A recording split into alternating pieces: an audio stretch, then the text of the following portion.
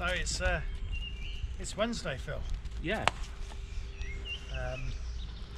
So welcome to Wellbeing Wednesday. So this is the first video of our fire series.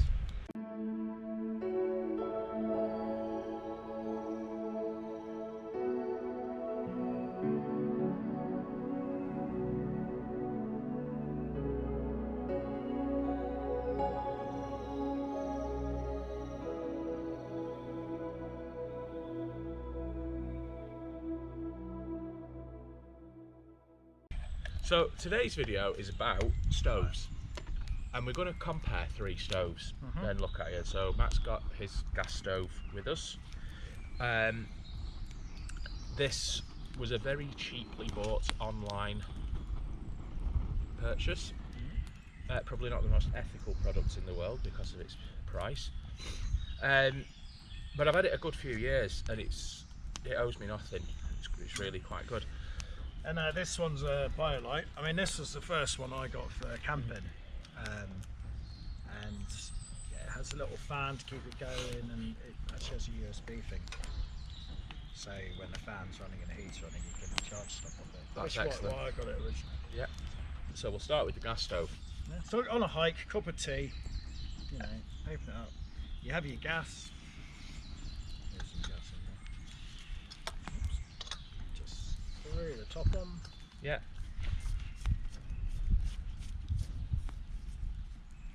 And you're good to go. So bear in mind, make sure you buy the gas that's compatible with your stove. There are a couple of different types. And there's mixes of. I mean, I get the mix of propane and butane. Yes. And that's simply just for, it's better in cold weather and stuff, and the mixes. Yeah, but I think that turning point is about -5. I know, but it makes you feel more Yeah. rusty. Yeah. Okay. Just as a demo, we'll Now what I'll do is show you how long it takes to brew up. I'll just do a cup's worth. Okay. Very scientific. Right. Pour it in. And of course with these ones you use a lighter because we're not doing spiritual or anything connection. Yeah. Right, and then just a simple twist.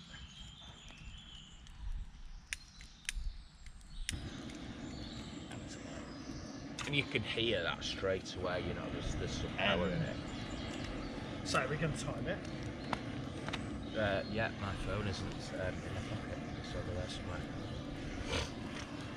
We can use the time signature off the video. Yeah. So put it on with the lid, and also you can adjust the temperature. You won't turn it up fully because we think of safety. And obviously be careful, don't knock it off, all that jazz. So whilst we're waiting for that to brew, let's talk about advantages, disadvantages. It's very easy, very quick. You know, if I'm at a festival or a walk, you know, you can get up in the morning, smack it on, quick brew, get yourself ready to go. It's not designed for any interaction, it's designed for practicality. Yes. Very small and compact and easy to carry. Easy to carry, yeah, lightweight. Yeah, you can buy different size gas canisters, different types of gas. I mean, I'm going to go for these little ones, but I've got the big ones like that. Which, yeah. You know. So that brings me on to a disadvantage over something like a solid fuel stove. So going for a hike, doing things within the day or within the weekend, carrying enough gas really isn't a problem. Yeah. But let's pretend we're like surviving a whole winter in the Alaskan tundra. Yeah, I mean, you're not going to be carrying gas. Yeah, you're not going to be carrying gas, so and I think you also can't forage for anything. Yes, if you're looking for a wellness thing, it's if you're going out and going to get for the walk, but if you're just coming into woods, and you know, if you're just beginning, coming into woods and having a cup of tea, you're experiencing it, you're getting energy. Yeah. But if you want to really go for the full immersion into engaging with it, the heat's instant. So I guess the disadvantage is it's nearly boiled already. That's cool. So I guess the disadvantage is buying your gas could be a chore if you need to go and find it somewhere. Yeah, I mean, most retailers, camping places will sell it. Yeah. They do vary in price. I mean, I buy in bulk, so I buy like 10 at a time. So Yeah. I can't remember how much, you know, they're like 10, 15 quid. But I'm thinking if you run out in a rural place and it's like Sunday evening, yeah. Whereas with a solid fuel, you just sort of forage and find something and hope you can find some dry wood. Yeah. And the other thing is, it can get a little bit more expensive depending on like where you're buying your gas. Yeah, and I mean, I have to shop around, and they go up and down the price, and obviously with the price of gas changing as well. Yeah, and it's a petrochemical. So that's nicely boiled now. Okay, so I can't say the time right now, but we'll put the time. It took this long. Cheers. And Matt's made himself a brew. So, I'm going to talk about my... Nice brew, that. Excellent. I'll just believe you. So, my solid fuel burner.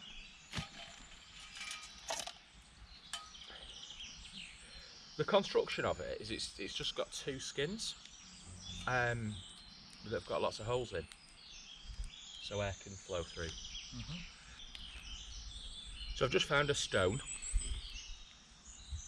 to just sit it on top for sake of safety. To sit on, it on top of. Safety first. Safety first, and yeah, I can light it with firelighters. Whatever, but my favourite firelighters, tea light candles. Take that rubbish home with me. Leave no trace. Always a key. Leave an area as you found it, so that other people can experience it as you did. And get enjoyed. So the reason I take the metal casing off the side of it is just so that when the wax spreads out, it just helps dissipate it further. I can just drop them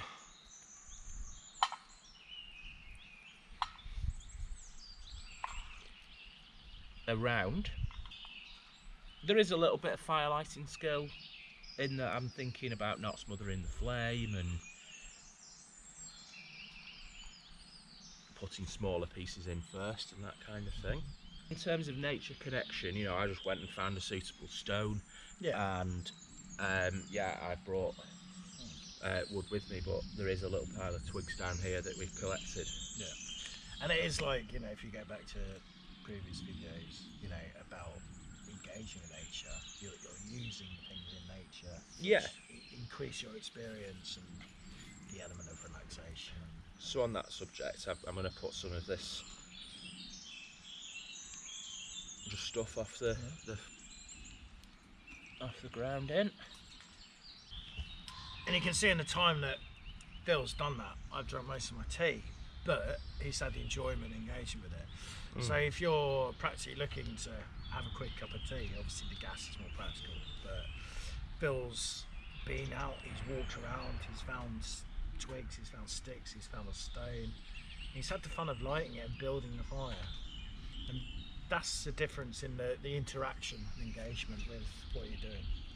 I like this as an intermediate fire thing, so we'll come out as a family and sort of bring one of these and toast marshmallows over it.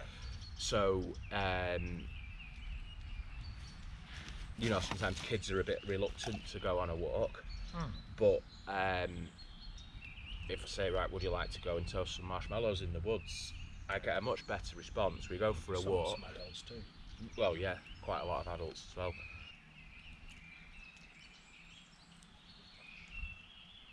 So you're about ready to get the... Yeah, so as you can see there, I had that staring at the fire zone out moment, so I need the mug to measure it. Oops. Okay, so I'll now sit that on top and let it burn. The boiling time will probably be quite similar. Move on to the discussion of the BioLite. Yeah. So this one, very similar design to Phil's.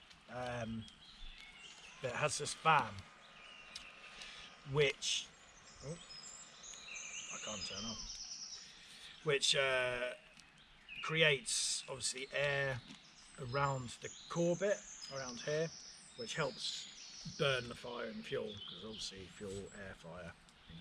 But it's got a nice little stand underneath, so you don't need the rock. And also this is designed so air flows around it, so you can actually hold it while it's, I mean, I don't advise it, but should you need to move it, you can actually hold it and, you know, move it while it's in use. Yeah. So that means it'll cool down quicker, I assume. Well, because the air flows, yeah. And also, you've got a little USB plug.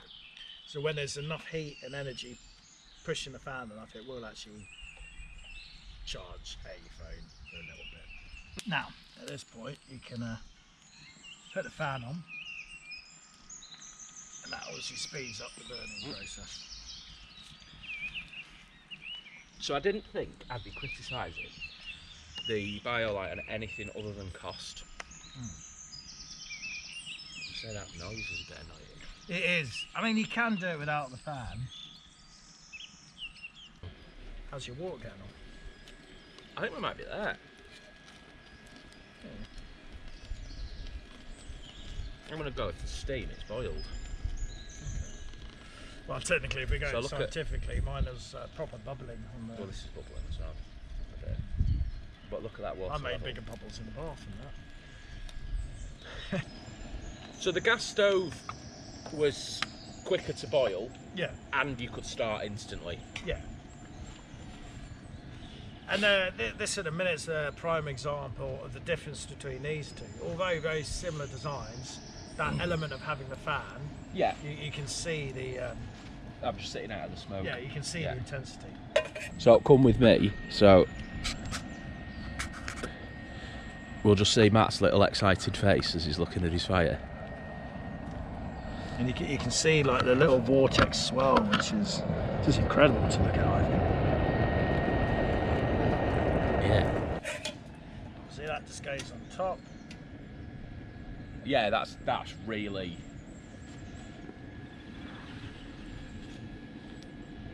I mean, this is with the full fan, you can turn the fan down, but in terms of using it to its best and for a test, we'll and I sit on the lights when it's green. At this point, you can plug in your.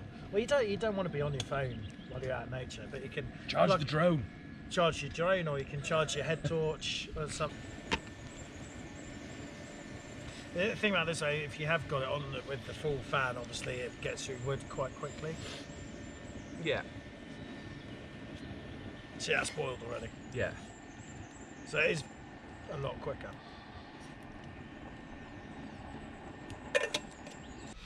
In terms of which one would you, if you could pick one of them though, which one would you go for? Well, I'd have all three. But I suppose if I was only allowed to have one, I would probably have the BioLite because it's a balance. It seems like a balance between the two. Yeah. Yeah, and like for me, like practically, would 100% be the gas, just because it's quick and easy. I think if it was a choice between these two, I probably would go for the BioLite just for its functionality. But in terms of enjoyment, it would probably be your one. Yeah, it's very close. In terms of what I'd recommend to people is like, I have a philosophy that there is such a thing as having enough money, and if I could increase my earnings, I'd work less rather than having more stuff. Yeah. And from that principle of like financial efficiency and having that in your life, I think that's kind of the cheapness here is the main thing. And you know, it's like. But I think if someone was just starting out in getting out and engaging nature, I'd go gas. If you haven't learned fires and how to build a fire. Yeah. Because it's like it is kind of like a progression.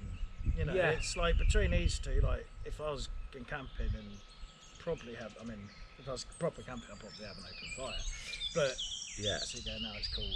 So it's Excellent. Yeah.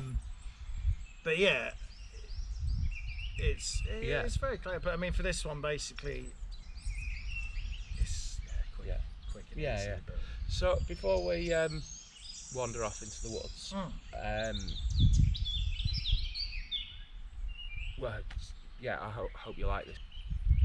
So the next video that we're going to put up is going to focus on contained fires, so like fire pits, braziers, or just my cheap and cheerful biscuits in fire method. biscuit tin, what has it got a fire in? Just like that. On that note, Yeah.